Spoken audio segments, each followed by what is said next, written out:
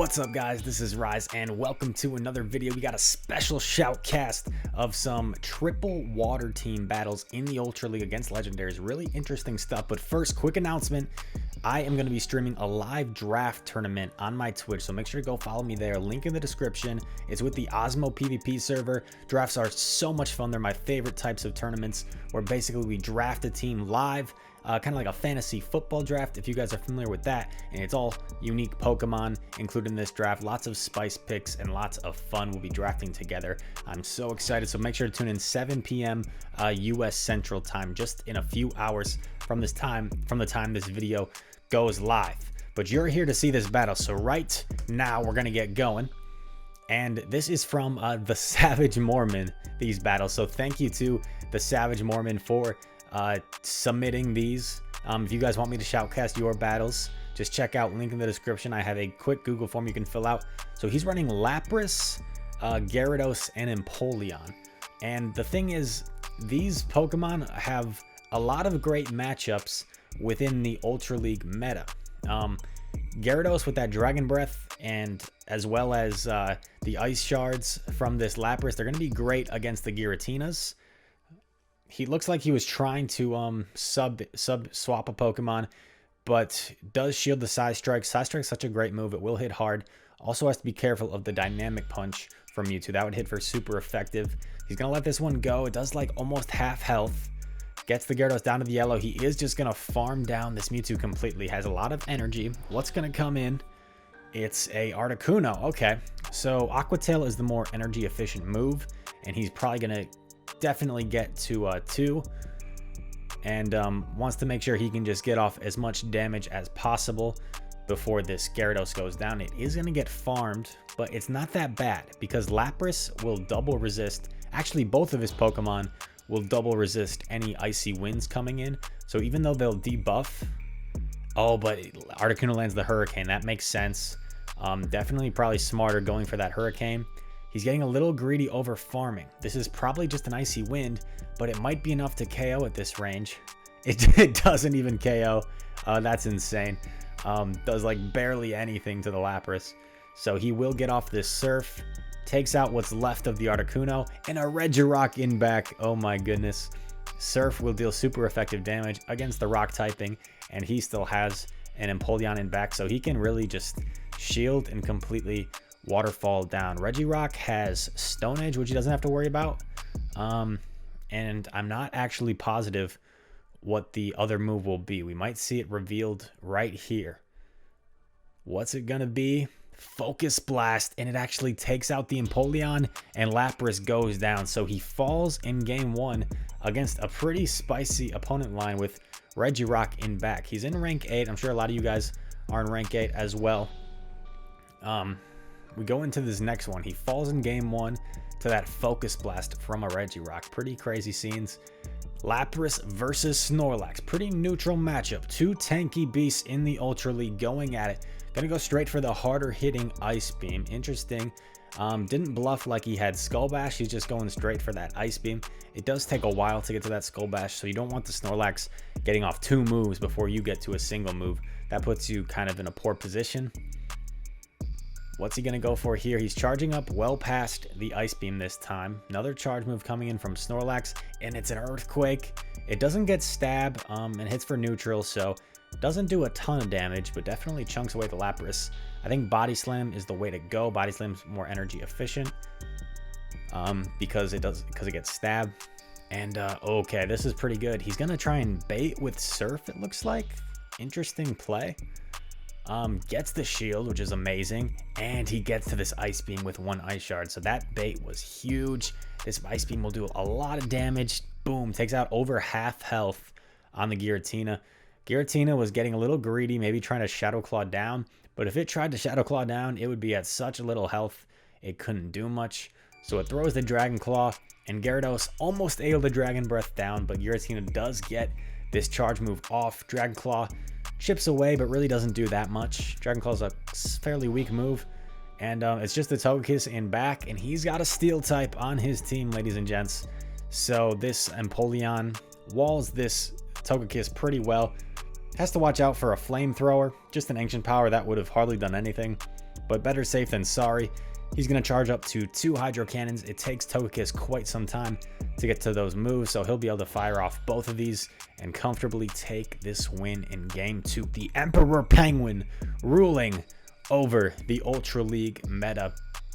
Really fun strategy that I like with this team.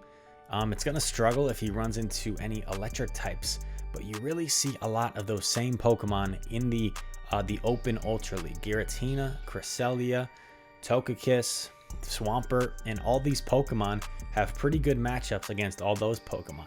So it's a very nice strategy that I see him running. And there's not going to be a lot of things that like completely hard counter this team. If he runs into like an Ampharos, yeah, that'd be pretty crazy. But you really don't see too many electric types in the open Ultra League.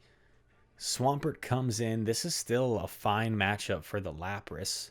Let's see if he decides to switch. No, he's just going to stay in. If I was him, I maybe would have swapped into Gyarados here, because this Swampert probably has Hydro Cannon, Earthquake, and none of those moves are really going to hurt Gyarados. Plus, Gyarados is going to struggle against the Togekiss. So if I was him, I probably would have went into my Gyarados right here, but he elects to stay in. Just a Hydro Cannon, but it should be enough to KO the Lapras. Now he might just completely Dragon Breath down with Gyarados. I think that's the play, because Gyarados is going to struggle against the Togekiss. So if you can build up to 1, maybe 2 Aqua Tails. Okay, yeah, the opponent just gives up Switch a little too easily. And now this Empoleon tries to Waterfall down. It might have clicked on the Hydro Cannon, which is not ideal. Just an Ancient Power, so great call there. And Waterfalls down the Togekiss. He's in a very commanding position right now. The Savage Mormon going savage with the triple water team. Drill Peck is going to hit for neutral here versus Hydro Cannon would be single resisted. So just going straight, Drill Peck doesn't really need to shield this. I would probably just save the shield for the Gyarados. He might be able to get to 1 more, especially if this Giratina tries to farm down. Oh, gonna go for the Crunch. This will hit for super effective damage. Will definitely chip the Giratina very low and Dragon Breaths down. Now he's in a commanding spot. Still has a shield.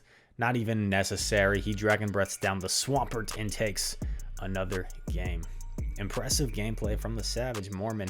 Let me know in the comments, what is your guys' sort of spice team or your theme team?